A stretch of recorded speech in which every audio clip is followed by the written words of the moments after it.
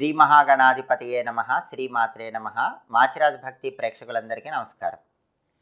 ప్రతిరోజు సాయంకాలం పూట ఇంట్లో పూజ గదిలో దీపం వెలిగించి కానీ, గుమ్మం బయట దీపాలు వెలిగిస్తున్నప్పుడు కానీ ఐశ్వర్య ప్రాప్తిని కలిగింపజేసే ఏ మంత్రాన్ని లేదా ఏ శ్లోకాన్ని చదువుకోవాలో ఈ వీడియోలో మనం తెలుసుకుందాం. ప్రతిరోజు ఉదయం పూట పూజ చేయటానికి ఎంతటి ప్రాధాన్యత ఉందో, సాయంకాలం పూట ప్రదోష కాలంలో మీ పూజా మందిరంలో దీపాలు వెలిగించటానికి, అలాగే మీ గుమ్మం బయట దీపాలు పెట్టుకోవటానికి అంతే ప్రాధాన్యత ఉంది. చాలామంది కార్తీక మాసంలో మాత్రమే గుమ్మం బయట దీపాలు పెడుతూ ఉంటారు. కానీ యథార్థానికి ప్రతిరోజు సాయంకాలం పూట ప్రదోష కాలంలో గుమ్మం బయట దీపాలు వెలిగించుకుంటే చాలా మంచిది. గుమ్మం బయట వెలిగించుకోకపోయినా కనీసం పూజ గదిలో దీపాలు వెలిగించాలి. ఏ ఇంట్లో అయితే సాయంకాలం పూట ఇంటి ఇల్లాలు పూజ గదిలో దీపం పెడుతుందో ఆ ఇంట్లో జ్యేష్ఠాదేవి ఉండదు. దరిద్ర దేవత ఇంట్లోంచి వెళ్ళిపోతుంది, లక్ష్మీదేవి ఇంట్లోకి ప్రవేశిస్తుంది.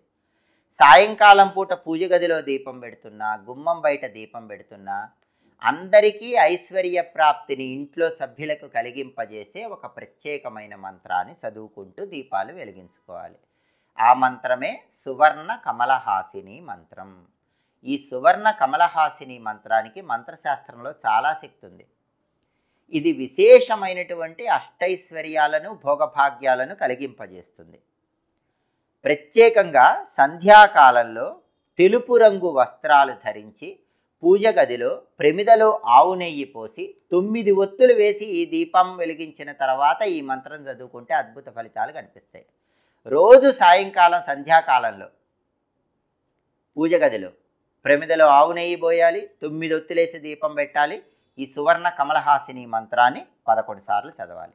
11 సార్లు చదివితే చాలు, అష్టైశ్వర్యాలు భోగభాగ్యాలతో ఇల్లంతా తాండవిస్తుంది.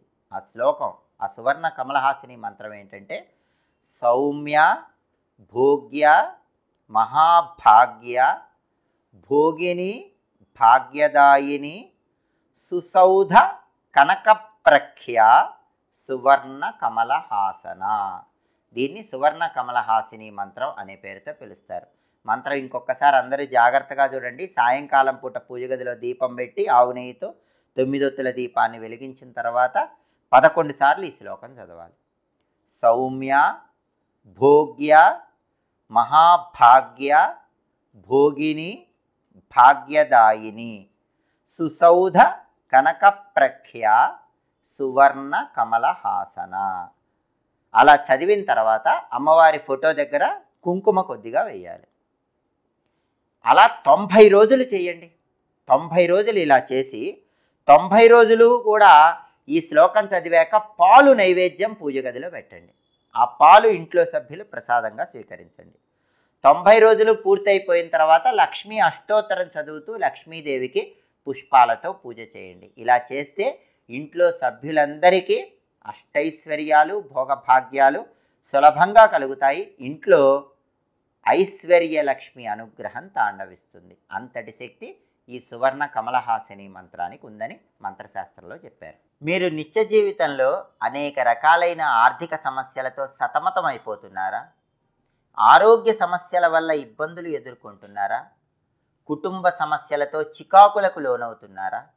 అన్ని రకాలైన ఆర్థిక ఆరోగ్య కుటుంబ సమస్యలకి సత్వరమే సులభమైన పరిష్కార మార్గాల కోసం మా మాచిరాజు భక్తి ఛానల్ తప్పకుండా చూడండి. మా వీడియోస్ మీకు నచ్చినట్లయితే మా ఛానల్ లైక్ చేయండి, కామెంట్ చేయండి.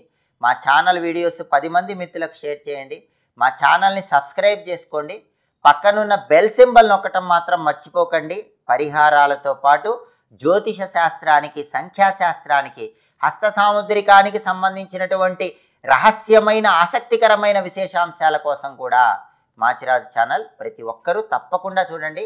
మాచిరాజు భక్తి ఛానల్ చూడటం ద్వారా జ్యోతిష శాస్త్ర, సంఖ్యాశాస్త్ర, హస్త సాముద్రిక సంబంధించినటువంటి అన్ని రకాలైన విశేషాంశాలను సులభంగా అర్థం చేసుకోండి.